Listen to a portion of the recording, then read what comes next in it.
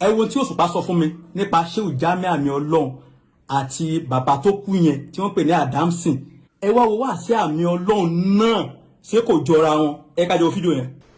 Mọ́kà tí èmi kọ́kọ́ lọ lákọ̀ọ́kọ́ ayé mi pé mo kọ́kọ́ lọ ṣe ìdá Kàábà Ọlọ́run alájà àti ọkọ wọn Muhammad Adamson àwọn ni wọ́n rán mi ní Mọ́kà. Allahu Akbar. Ó dẹ̀ jẹ́ àràfà Jímọ̀ ní ìyá 2006. Allahu Akbar. 2018 years ago ni mo ṣàràfà. I was 15 years old. Ọmọ 15 years ni mi lọ́dún tí mo kọ́ sí àràfà. An'amakumullah. Ọkọ wọn ó ti dolóògbé bí n bá ń bẹ láyé lónìí. Àrà tí gbogbo wa ń dá yìí ó kéré lẹ́gbẹ̀ẹ́ yìí tí Muhammad Adamson máa dá níbí. Allah. Adamson lè máa yí láti ẹnu lẹ̀kùn yẹn débí pẹ̀lú ìdùnnú. Àjọ jẹ kóró èmi àtẹ̀bí wọn. Àjọ jẹ dùnnú èmi àtẹ̀bí wọn. Àwọn àsìkò kan wà tí àdánwò Ọlọ́run dé gbogbo èèyàn túká. Ọ̀pọ̀lọpọ̀ tí ń bẹ̀bẹ̀ padà pé kinní kan ni ọ̀rọ̀ lọ́kàn wà yọ ẹnìkankan o. Ṣùgbọ́n gbogbo èèyàn túká fọ́kọ wọn. Gbogbo èèyàn túká lẹ́yìn ìyá yìí.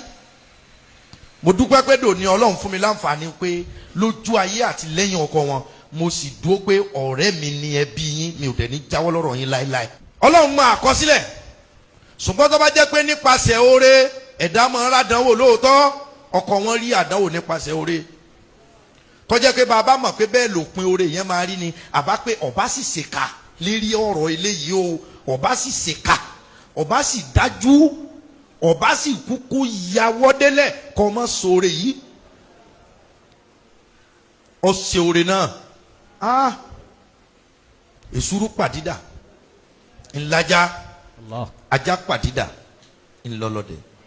Ajá balẹ̀kì ò ní ìsọjọ́ ẹkún ẹ̀rín ni ayọ̀ ni ayọ̀ la fẹ́ yọ̀ lónìí. Ó dá mi lójú bí tọkọ yín bá wà ẹ̀mí rẹ̀ ó wà bí nísìn ẹ̀mí rẹ̀ ó mọ̀ kí wa pé ẹ ṣe. Àwọn ọmọ méjì tọ́lọ̀ ń fún yín Sekina àwọn ọmọ wọn ṣe dáadáa. Njọ́ta Adamson kú mi ò sí lórílẹ̀‐èdè yìí. Ọlọ́run ṣẹ̀ṣẹ̀ ń dá ìgbà padà fún ìyá yìí. Gbogbo ògò tẹ́ bá wà ẹ máa bẹ lọ́nkẹ́ ẹ máa ṣàìsàn. Nígbà tá jùlọ Ọlọ́run tún dé títí tán bọ̀ wá bá Adamson. Njọ́ta Adamson kú mi ò sí lórílẹ̀‐èdè yìí. Ọlọ́run ṣẹ̀ṣẹ̀ ń dá ìgbà padà fún ìyá yìí.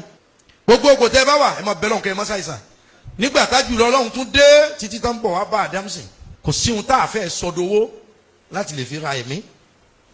Nígbà tí gbogbo ohun tá a lè sọdowó tán last card Ọlọ́run wá ní tẹ́ lè sọdowó ọwọ́ tán báyìí ẹ̀mí gangan wá ṣẹ̀ṣẹ̀ tán níjọ́.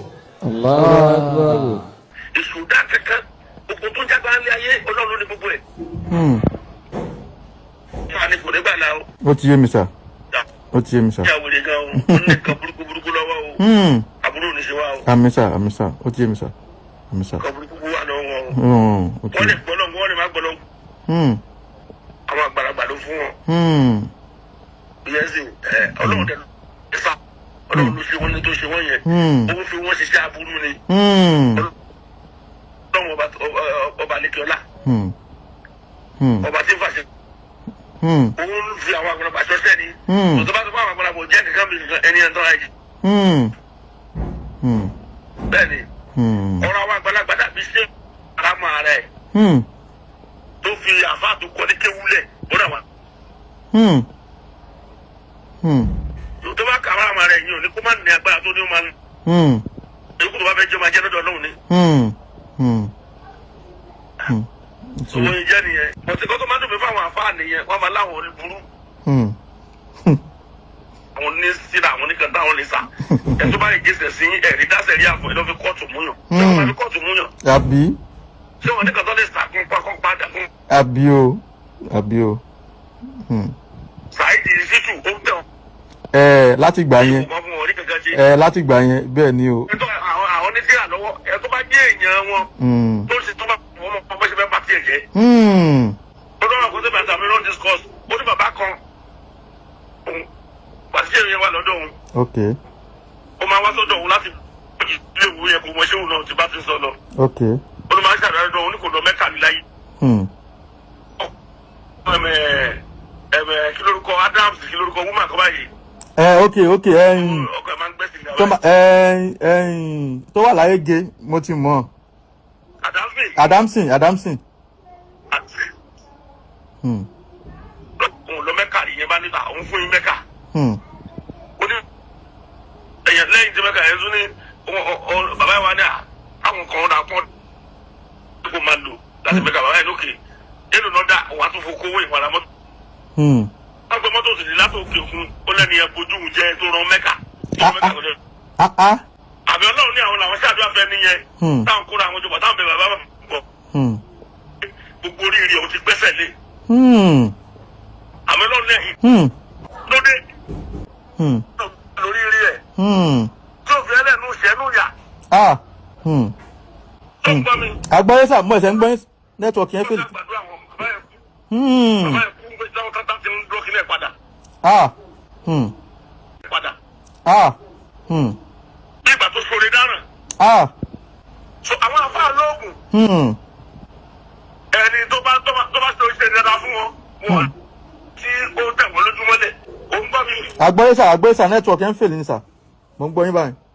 Nígbà tó fi ń sàṣeyẹ tó ṣe dáadáa sí wọn. Àwọn wọ̀n lẹ́yìn tó fi ń sàṣẹ tó. Bẹ́ẹ̀ ni wọn ò lélẹ́yìn tí wọ́n fi ń sàṣẹni tó ń bá wọn jẹ́ kiri. Ṣé bá ti bu kọjú yẹn tó ń múlò bọ̀? Àbí o tí wọ́n mú lọ kóòtù.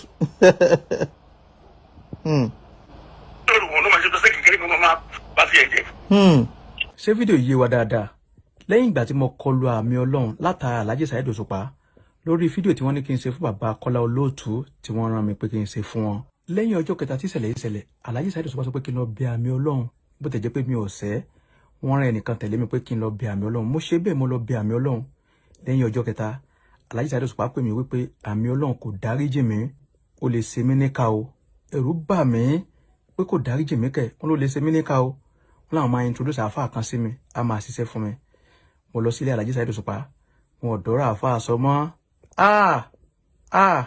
Alhaji Saheed Osupa kí ló dé àáfàá tẹ́sọ́ pé fẹ́ introduce mi tí ó mọ̀ ṣiṣẹ́ fún mi látara wípé nǹkan aburú tí àmì Ọlọ́run bá ṣe kó mọ́ lè ràn mí.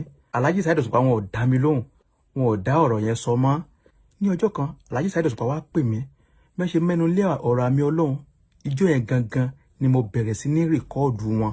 Ipe tá a bá parí conversation yẹn kí n lè tún ọ̀rọ̀ yẹn gbọ́. Àtijọ́ yẹn ni mo ti bẹ̀rẹ̀ sí ní rìkọ́ọ̀dù wọn, mi ṣe betrayal o. Nígbà tá a sọ̀rọ̀ tán mo wá play ọ̀rọ̀ yẹn padà. Ìyẹn ni voice note tẹ́ gbọ́n sìn conversation mi àti wọn. Ẹ̀rù bà mí, ara mi gbọ̀n rìrìrìrì. Mo ní mo wo ga o. Sáyè mi ò ti bàjẹ́ báyìí, ọlọ́mọdé káyè mi ó bàjẹ́. Kò tọ́jọ́ kò tó sù. Ọmọ oṣù 7 àti ọ̀sẹ̀ 2 ó kú mọ́ ìyá Sunna nínú, ọlọ́mọdé káyè rẹ̀ mọ́. Mo pe Alhaji Saheed Osupa fún iṣẹ́ abẹ pé bá láti ràn mí lọ fún owó. Wọn ò ṣe ń gbà yẹn. Mo kàn notice pé gbogbo jàǹbá tó bá ṣẹlẹ̀ sí mi lẹ́yìn ìgbà yẹn Alhaji Saheed Osupa wọn ò ní assist mi rárá. Bóyá ó ní kọ́lọ́fín ó ní bánú ni. Yes, ó ní bánú ni. Gbogbo ẹ̀yin tẹ́ ń sọ pé bóyá nítorí owó ni mo fi ń bá Alhaji Saheed Osupa jà. Irọ́ o. Mi ò fẹ́ pè wọ́n wípé kí wọ́n fún mi lówó oúnjẹ o àbí owó pátí kankan. Irọ́ o. Tí challenges bá dé náà ni mo máa ń lọ sá lọ bá wọn o. Tí jàǹbá aburú bá ṣẹlẹ̀ sí ọ̀tá mi ẹni mo lọ máa ń ké sí wọn o. Kì í ṣe pé bóyá kí wọ́n fún mi ní owó àbí kí n fi ra mọ́tò àbí kí n fi jẹun àbí kí n fi wọṣọ kọ́ o. Mi ì tọrọ owó lọ́wọ́ wọn o. Àwọn fọ́ìsì tó wá jẹ́ evidence fẹ́ mi tó jẹ́ proof tí n bá release ẹ̀ ayé wo ni mo wá fẹ́ sọ fún pé èmi àti Alhaji Saheed Osupa máa ń sọ̀rọ̀ báyìí wọn ò ní gbà mí gbọ́ láyéláyé. Proof ni mo fi ṣe, mi ò betray wọn. Ẹ wo inú ogun tí wọ́n fi mí sí láti yẹ ọdún yìí. Ẹ wo fídíò tẹ wò tán sìn. Aláàánú mi yẹn náà ẹ wo tó ti ń ṣẹlẹ̀ sí báyìí. Ọlọ́mọdé òkú. Mo mọ tí mò ń sọ. Mi ì ṣe ọ̀dàlẹ̀. Ìjà rántí Mohbad. Bí Mohbad ṣe pamọ́ra títí tí ó sọ̀rọ̀. Ó lọ lọ sí àgọ́ ọlọ́pàá òun lọ competition. Síbẹ̀síbẹ̀ náà ó pamọ́ra kò sọ̀rọ̀ fún ayé. Ìgbà tó páyín tán àwọn náà látó ń bu. Ẹ yẹ kó sọ̀rọ̀. Lèmi náà fi ń pariwo sí o. Ni mo fi ń sọ̀rọ̀ ìdí tí mo fi ń record láti gbà ẹni mi ṣe betrayal.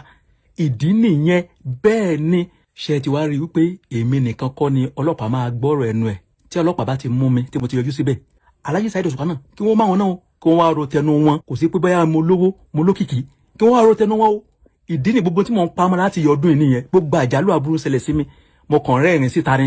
Mi ò fẹ́ pamọ́ ìfẹ́ páyín lójijì. Mo jẹ́ ń pariwo síta. Ṣé kò tó torí? Gbogbo ẹ̀yin ọ̀jọ̀gbọ́n nílà áká gbogbo Nàìjíríà. Ẹ bá wa dá sí o. Bí adájọ́ ayé kan ò bá dáadáa, tọ̀run ó tó dá. Bẹ́ẹ̀ ni, ẹ bá mi share fídíò yìí.